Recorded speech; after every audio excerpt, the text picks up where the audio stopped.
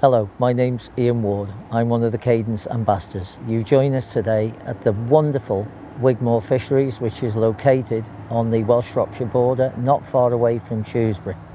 Today we're going to put into action the new CP200 6-metre whip. So let's give it a go, eh?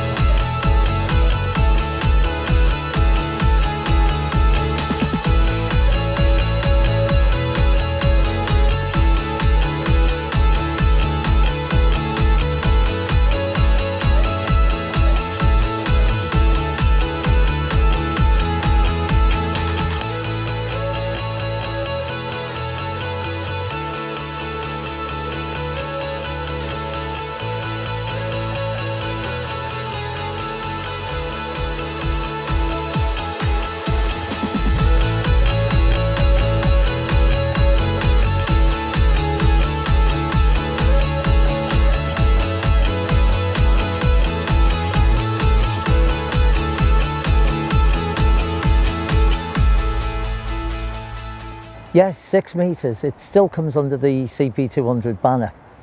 James gave it to me a couple of weeks ago to try. Fortunate enough to use it on the River Weaver. Would have caught some small perch, small roach.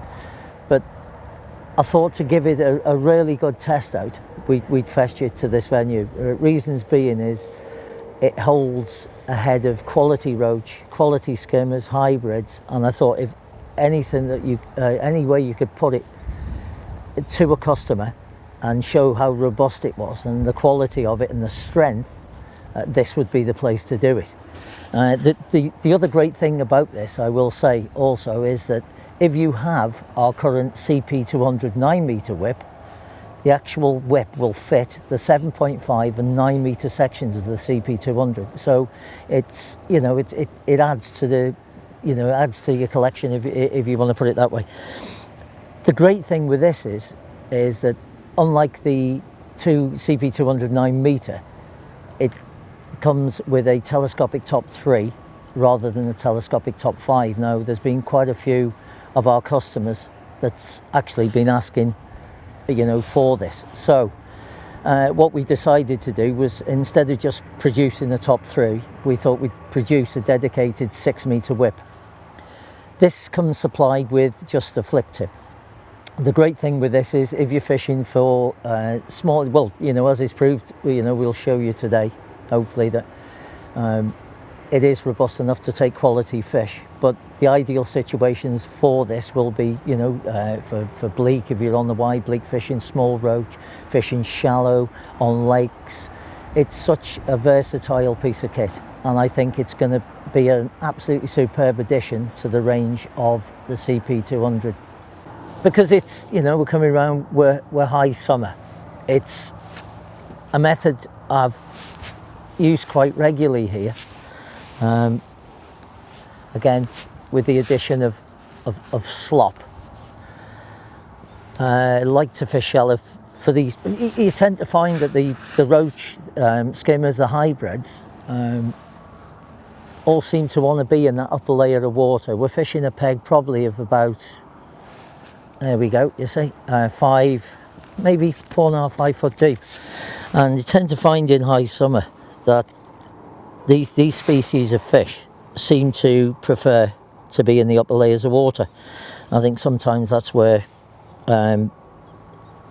this method is missed by a lot of people. That, you know, they're in summer, they sort of start on the bottom, they've fed ground bait or whatever, you know, they're loose feeding, and, you know, all of a sudden the bites are gone and they think the fish have gone. They haven't, they've moved up in the upper layers.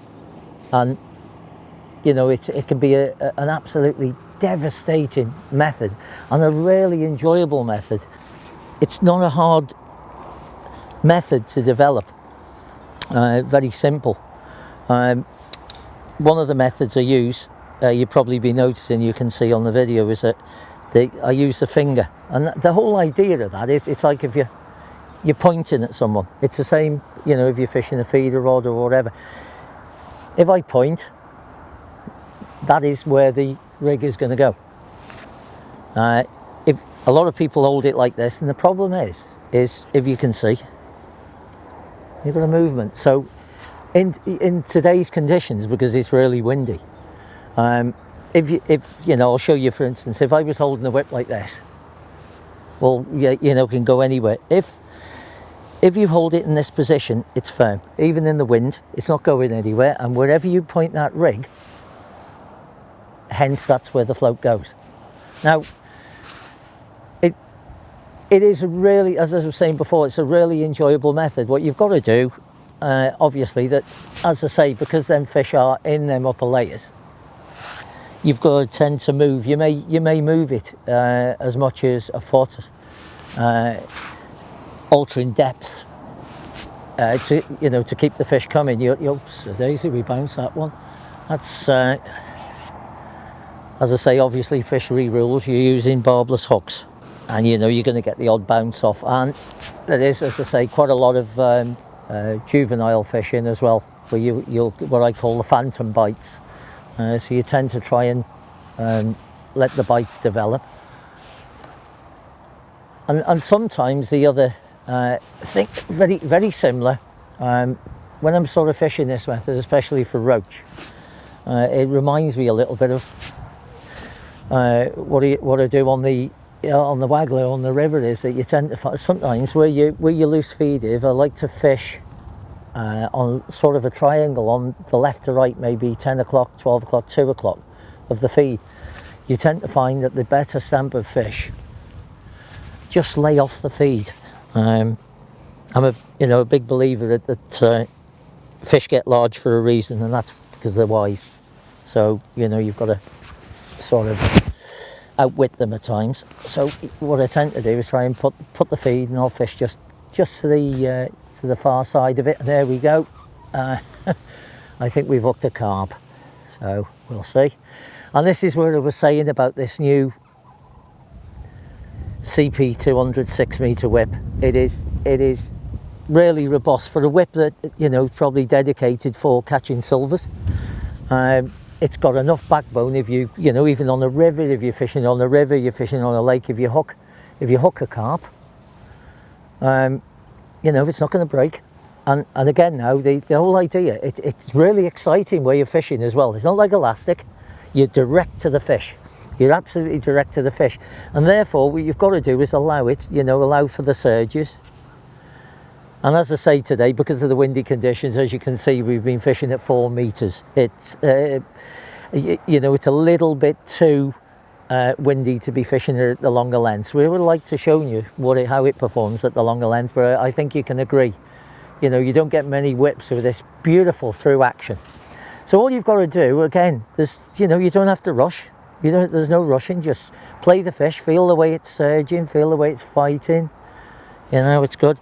And while you're doing this, keep you know, a lot of people forget is keep the feed going in. Keep them fish there. You know, you can be playing the fish, so I'll just put a little bit of slop. I'll keep my feed going in, because obviously, if we're fortunately enough to land this, as soon as we go out, them fish you've kept fed. So I think it's probably one of these F1s again. There he goes. Oh, there we go. And he's just surfaced. So hopefully, cross fingers. And I say cross fingers because you just never know with these creatures. We may be able to land it, but we will see. Here we go. And hopefully, he's gonna. It's an F1. Hopefully, he will let us. Oops, now he's decided he's off for another spin. But again, no worries, no issues. But as I say, it's because you're so direct to the fish, it is a very, very exciting way of fishing. And again, all I'm fishing is 012. You know, I've allowed myself, I did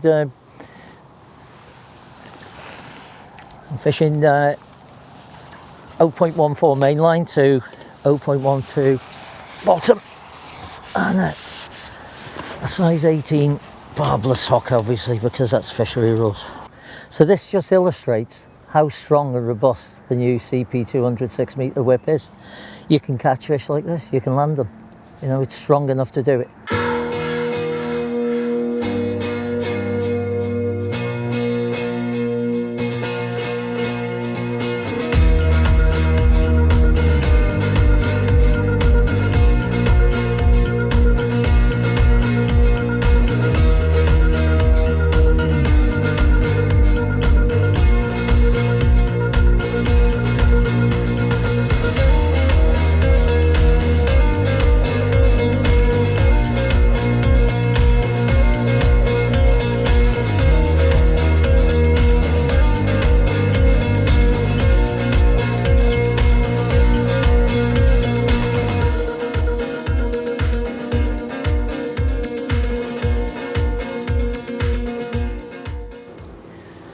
So I'll just like to touch on feeding, when feeding shallow. If you can see, 7 to 8 maggots.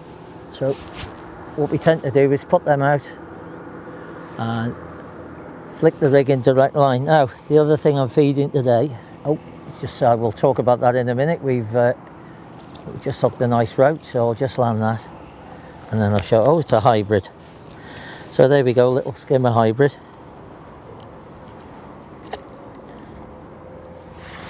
So we'll just flick out and I'll show you some slop. So what I've been doing, I've been alternating single and double maggot. Tend to find sometimes with the double maggot that's on the hook that you tend to get your better stamp of fish. So, and also what I'm using as well is this slop. And basically slop is a very, depending on your mix, this is an ABC slop mix, but it's a very fine ground bait, which is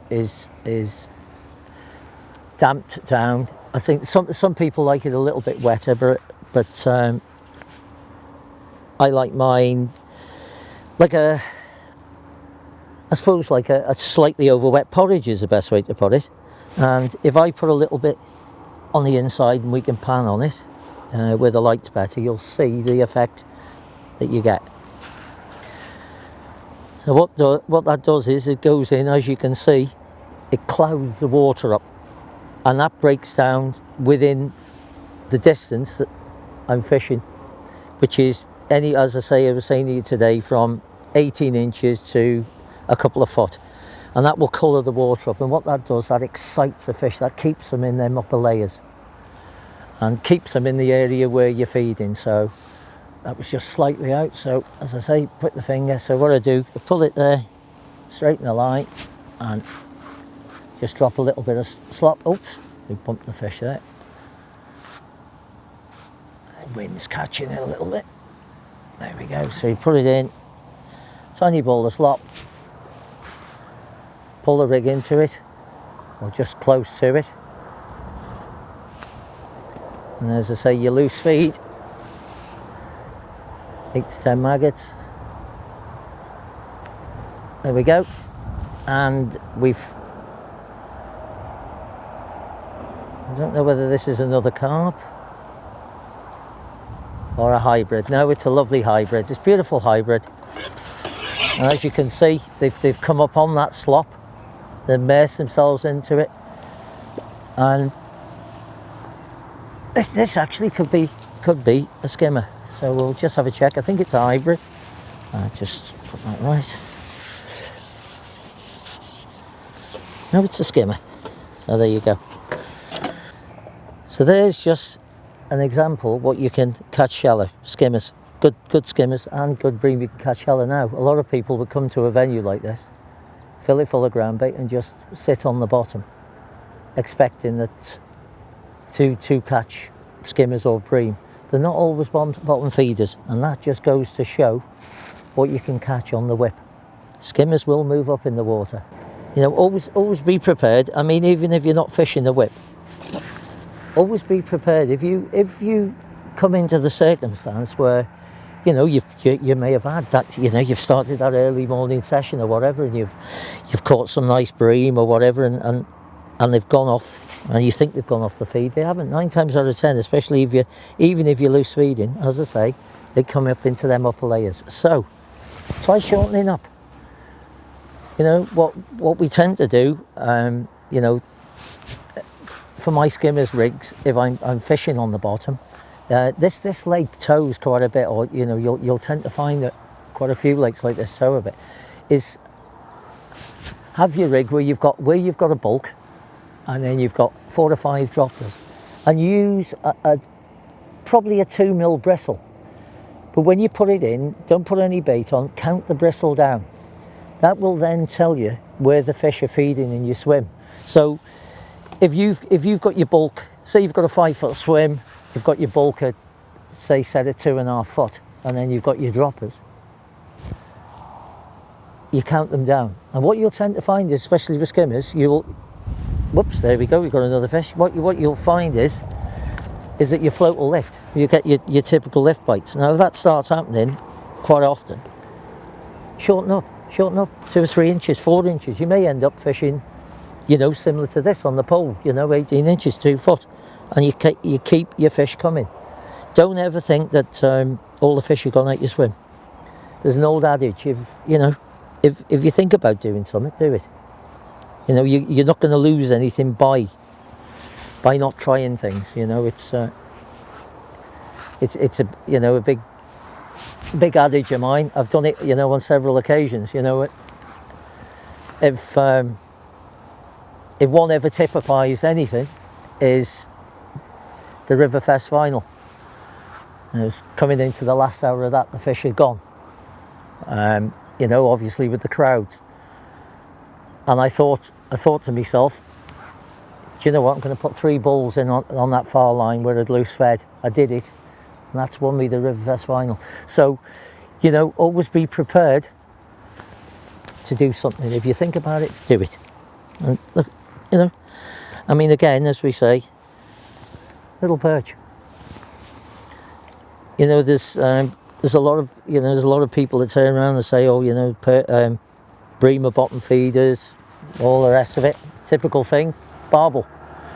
How many people do you turn around to say that you've actually caught barbel shallow? I've caught barbel shallow on a river.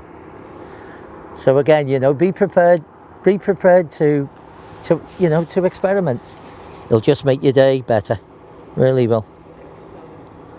Well, this is what can be achieved in 3 hours using the new Cadence CP200 6-meter whip. Thank you all for watching.